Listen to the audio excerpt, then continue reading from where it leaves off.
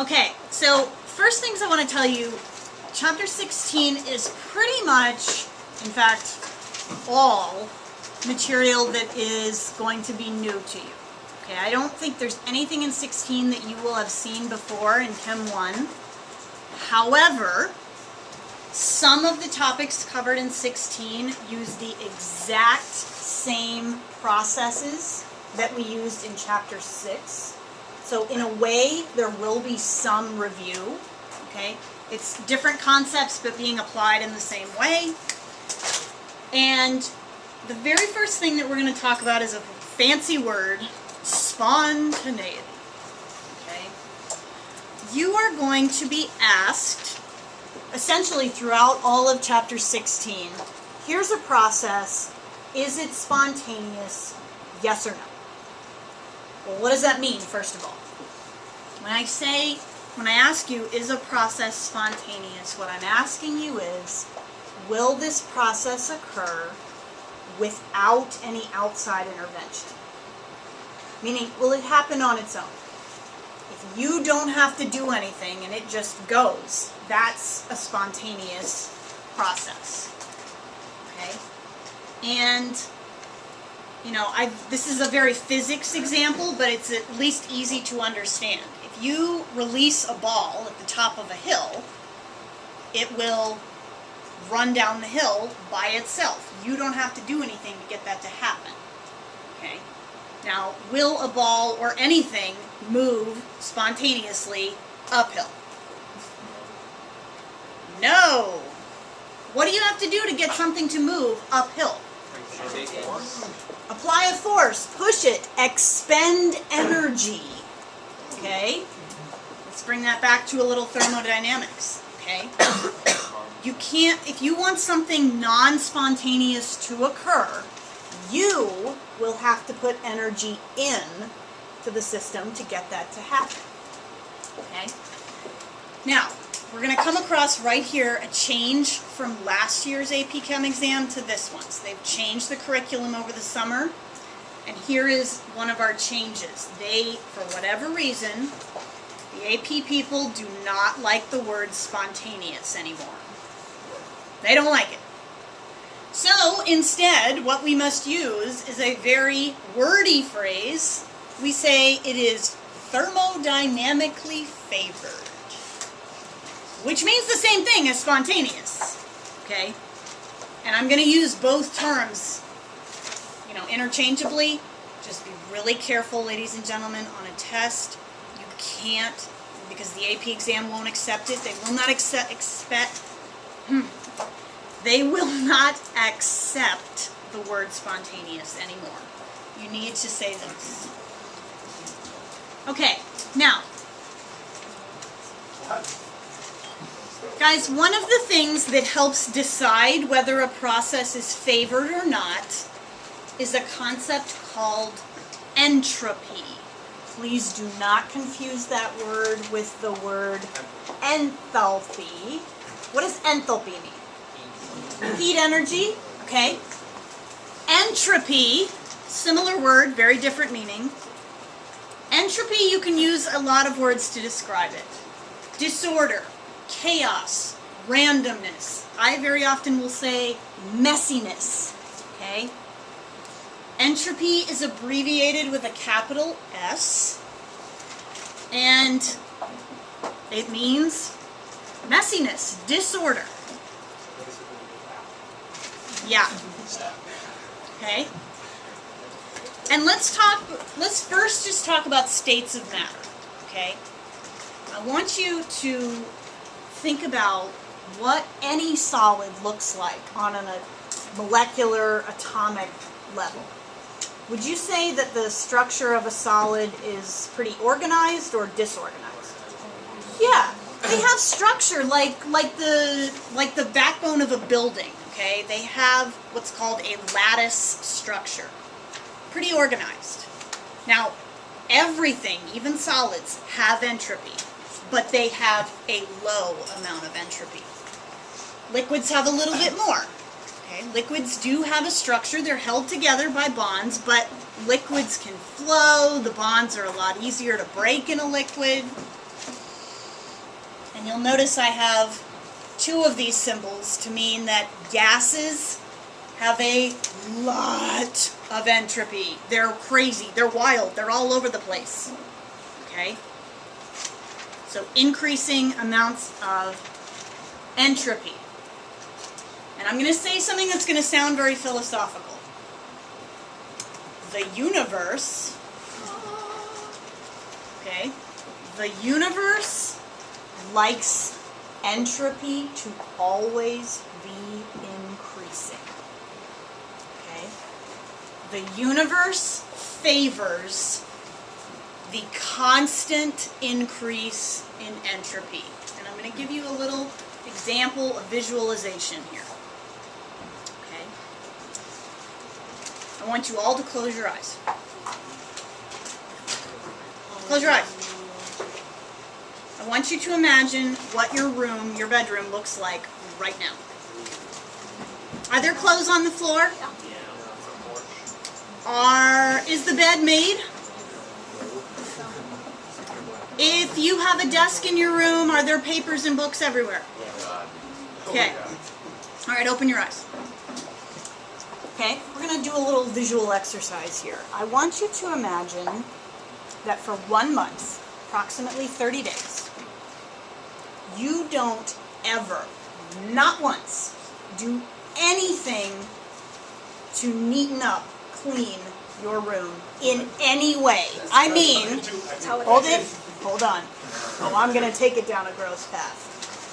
That means you don't ever, not one time, do you ever pick up something off the floor. Not one time do you fold anything. Not one time do you do laundry. Not one time do you hang something on a hanger. And let's be even more gross. Okay? Let's say you're a person that brings food into your room. Okay? You know, you get that middle of the night craving for some refrigerator pizza. You know, you eat about 3/4 of the slice and you're like, this wasn't that great. Yep, that little crust and that little bit of pizza, it's staying there for 30 days. Uh-huh. And let's be even more gross, shall we? You have a bathroom attached to your room. You don't ever flush the toilet for a month. I don't take showers. You don't shower, you don't do anything, you don't ever throw anything away. Okay, we're talking like people with hazmat suits are having to come in, okay?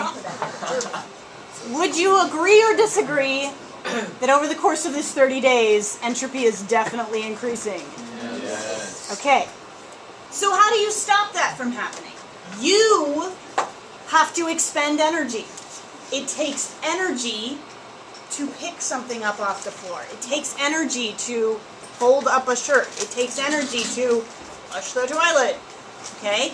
If you want to stop the universe's tendency towards an increase in entropy, you have to put energy in. If you don't, things get ugly. Okay? Okay? But what I'm going to ask you to do first, and you'll be asked to do this on your problem set, on the test, some real life situations, some chemical reactions. You need to tell me in each situation, is entropy increasing or decreasing? Okay. Now before we even read these, if something is becoming more organized, is entropy increasing or decreasing? Decreasing, okay? So if I asked you, what is the sign, meaning positive or negative, of delta S in that situation, what would you say? Correct. When things become more organized, delta S is negative. When things become messier, it's positive. Okay, so we're just going to do these together. So what do you think? A cube of sugar dissolves in hot tea. Yeah. We're going from a solid, organized state to something dissolved. How about a lake freezes over in the winter? Defend your answer. Solid. Okay, liquid to solid. Rainwater on pavement evaporates. Okay? That's liquid to gas. What about this first chemical reaction? Negative. Darn. Defend your answer. What do you think, Sierra? Oxygen gas becomes a solid on lead oxide. Okay. Whatever that is. There's two reasons.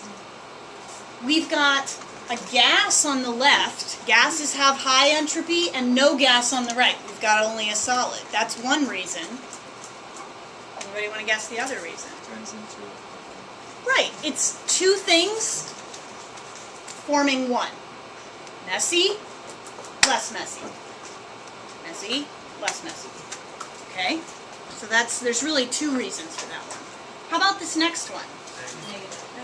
Okay, now you can't use states of matter because they're all the same state of matter. They're what? Okay, synthesis, yeah. Two things again becoming one. Another you could say is, this is actually review from 2 chapters ago. How many moles of gas are on the left-hand side? And how many on the right? Just one. Okay, they're both gases, but there's more of the crazy over here. Not as much of the crazy over here. What about the last one? Positive. That's the same thing as the first example. This is a solid dissolving. Okay? And guys, I don't want you to worry about, because somebody last class said, well, what if you had, like, 2 solids becoming one gas? Well, there's some conflicting things there. That would be an example I would not ask you to predict, because it could really go either way. That would be a situation where you would have to calculate delta S, and we will get to that in just a second. Alright, so guys, this gets into what I was saying before, okay? This is why we care about entropy.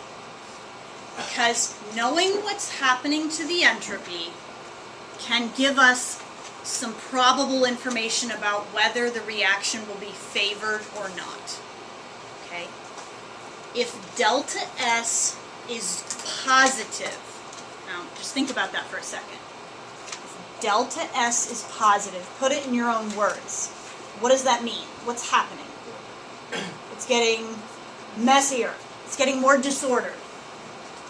Things with a positive delta S are usually, not always, usually going to indicate something that is favored or spontaneous. If delta S is negative, that usually, again, not always, will mean something that's not going to not be favored, not spontaneous. Okay? And I'll give you an example in just a minute of, you know, when we see something becoming messier, but it's not favored. Because that does happen. Okay, if you would please look on the back of your equation sheet. There is a section that says thermochemistry / electrochemistry. Do you see where I am?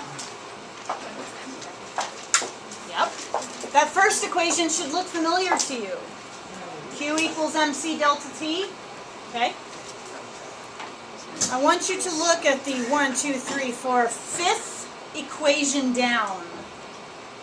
It looks like this. Except for, I apologize, I forgot to put in the little degree symbols here. My bad. Okay? This should look familiar. What's delta H? Enthalpy, change in energy, heat energy. What's delta S? Entropy. What's T? Okay?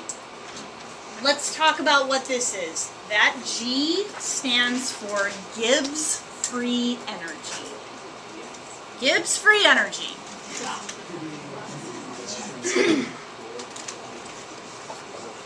And folks, there's essentially one reason that you would ever want to calculate a value for delta G.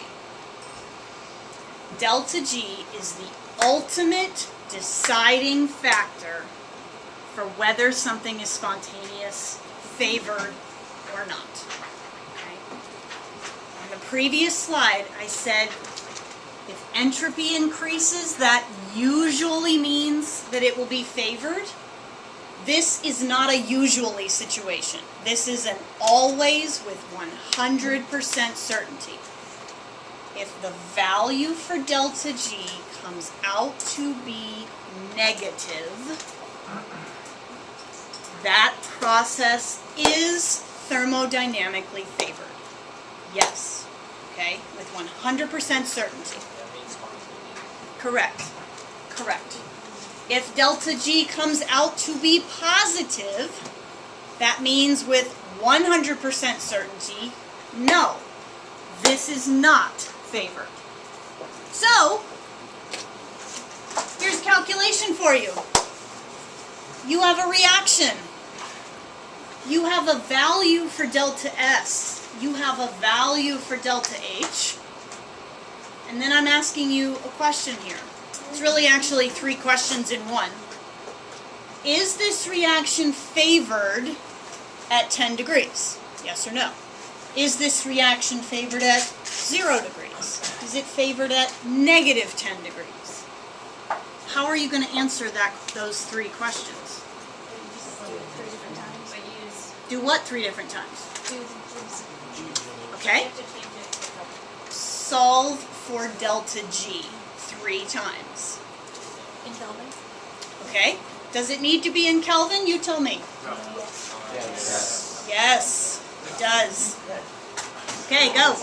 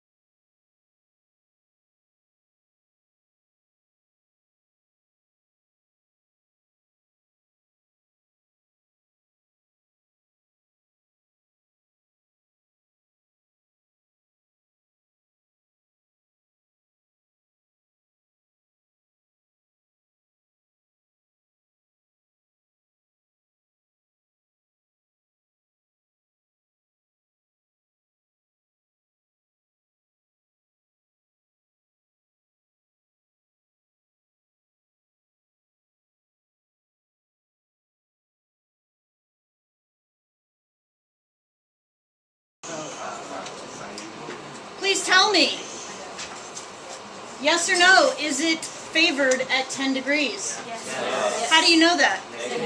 What's negative? Delta G, thank you. Negative again? Okay. Positive means?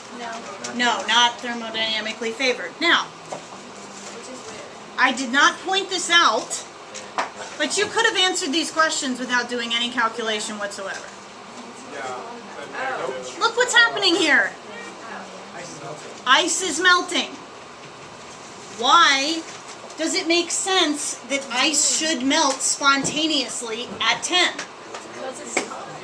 Because it's warmer than what?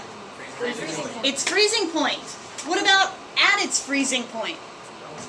Barely melting. It is melting. The only part of this picture you're not seeing is that the process of refreezing would also be spontaneous. Why does it make sense that this process is not favored at negative 10? Don't say it's because it's cold. I don't know what that means. It's below its freezing point. There you go. Okay. Here we go.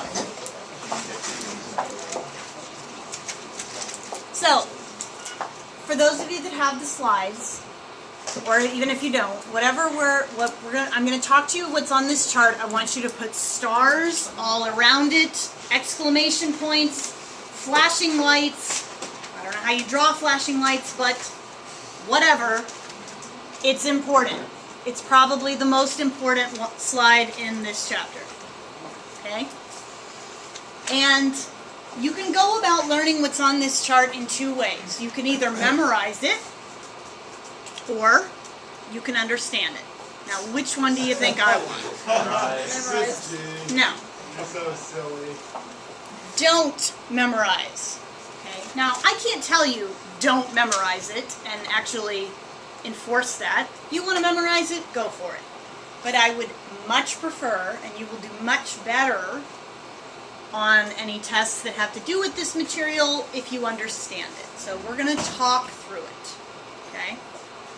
Aditya, you break it, you buy it. Okay, what you will be presented with, ladies and gentlemen, you will be presented with information about delta H and delta S, and you will be asked, under these conditions, when will this reaction be spontaneous? Not will it or won't it, but when will it be spontaneous? Okay? Now, before we even think about how to answer that question, refresh my memory. What is delta H? Enthalpy, heat energy. What's delta S? Okay. Can you please tell me, what does a positive delta H mean? Endothermic. Okay, let's just review a little bit. If delta H is positive, and that means endothermic, is heat more like a reactant or a product? A reactant, okay. Now guys, think about what that means for a second. Heat is a reactant. That means you will not get any products made unless heat is applied. Heat is added. Let me say that again. Endothermic means you will not get any product unless you put heat in to the system. Does that sound like a spontaneous process to you? No. Most endothermic reactions, and again, I'm saying most, not all. Most endothermic reactions are not thermodynamically favored. Okay, so if a positive delta H means endo, and that's not favored, first of all, what does a negative delta H mean? Exo. Heat is released, produced. Do you need to apply heat to get an exothermic reaction to go? No, you don't. Does that sound like it might be spontaneous? Yes. Okay. So what I'm going to do here in this first line is I'm going to say, okay, the heat is exothermic, and I'm going to put a check mark above it because that supports a thermodynamically favorable process. Now let's talk about this column. Put it in your own words. What does a positive delta S mean to you? Marianne. Or like using the second law. Okay, well, but with not in your own words. What does a positive delta S mean? Even before that. Getting messier. Okay? Does a process getting messier typically favor spontaneity? Yes. Okay, I'm going to put another check mark. I get 2 yeses here. Ladies and gentlemen, if you have this combination, exothermic heat, positive change in entropy, this is a situation that will be spontaneous, favored, no matter what the temperature is. It could be freezing cold, it could be burning hot. It does not matter what the temperature is. These values, this combination, always favorable. Always. Okay? Now I'm going to jump down here to the very last line. Don't memorize it, let's understand it. What does a positive delta H mean? Endothermic. Does that usually support it being favored or not? No, so I'm going to put an X over it. What does a negative delta S mean? Put it in your own words. Getting organized. Does that typically favor it happening on its own? No. That's a double no. That's a situation where it will never be favored. Ever. No matter what the temperature is. Let's look at these two situations in the middle. Okay? Endothermic. Check mark or X? X. Okay? Positive change in delta S. Okay, because that means getting messier. We've got conflicting information here. So what do? Well, I'm going to make up some numbers. Let's say that delta H is 2,400 joules per mole, and delta S is 30. Okay? Positive, positive. Okay? Now for reasons that I will explain later, just go with me on this. I'm going to set delta G equal to 0. Paul, shush. If you plug these numbers in, let's do a little mental math. What are you going to get for T? 80. 80. Okay? 80 Kelvin is what T will come out to be if I put these numbers in and set delta G equal to 0. Okay? Alright? Now, what I want you to do, I'm going to erase that. Okay? I want you to pick a temperature below 80. Pick a nice, easy number. How about 1? Okay? If you plug in the number 1 right here, and leave these numbers in, what kind of result are you going to get? Positive or negative? Okay?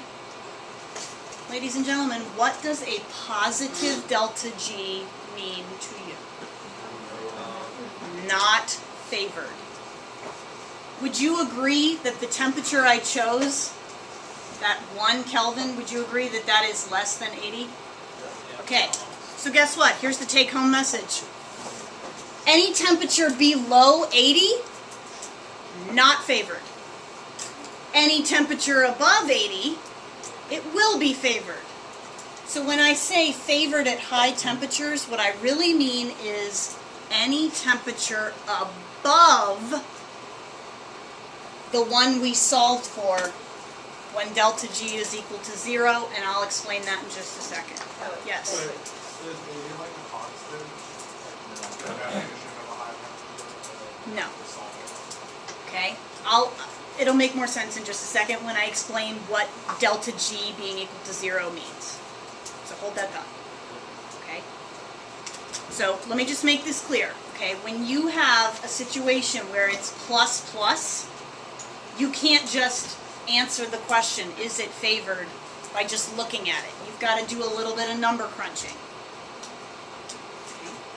Let's look at this one right here. Negative delta H, that's exothermic. Does that usually mean favorable or no? Okay. Negative delta S. Nope. There's that conflicting information again. I'm actually going to use the same numbers. I'm just going to put negatives in front of them. Okay, negative, negative. Okay. If you do the mental math and set delta G equal to 0, you actually end up with the same number. Okay, T is equal to 80. Alright. Again, pick an easy number to work with. Pick an easy temperature number to work with. How about the same one? How about 1 Kelvin? Okay? If you put in these negative numbers now, and temperature is equal to 1, what's your result here?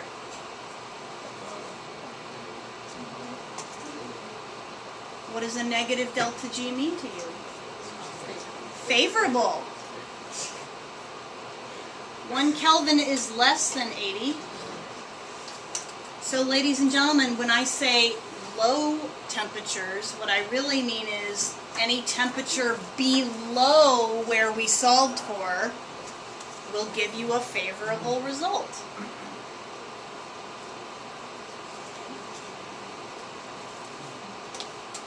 Now, let me explain what delta G equaling 0 means. Let's just recap here for a second. Delta G is negative, what does it mean?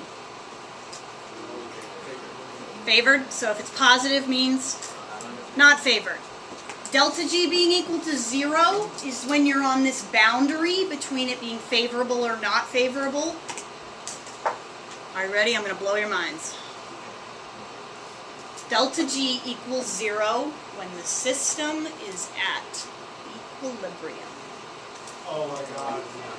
If you are at equilibrium, delta G automatically equals 0. Okay? I know. Let me give you an example of how we're going to use this information. Okay? I'm going to get you started on this problem, but you're ultimately going to do it on your own. Okay? It says, for ammonia, the enthalpy, that's H, of fusion. What does that word mean in chemistry? Not in your English class. What does it mean in here? Solid to liquid. Thank you. It's another word for melting. Okay, and then they give us a number. The entropy, that's delta S, the same process is blah, blah, blah. Okay? Will this spontaneously melt, that's what fusion means, at 200K? How do you ever answer the question, will this happen spontaneously, yes or no? What do you need to find? Okay. So in letter G, or sorry, letter A, you're solving for delta G, but look at letter B. What is the approximate melting point, meaning we're solving for a temperature. Do you think you're at equilibrium when you're going through melting? Yes, you are.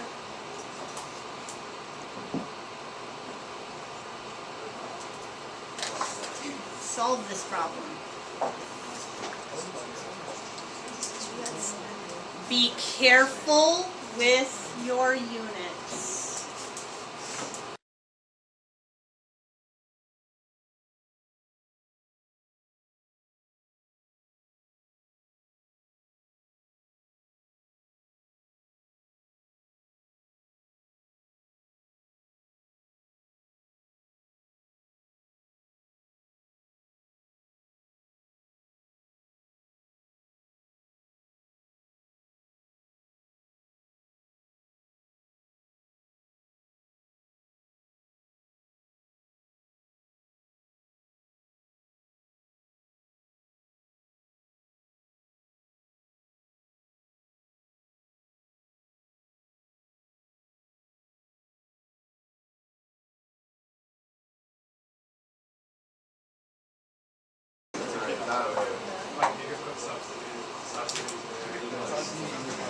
Okay, so tell me,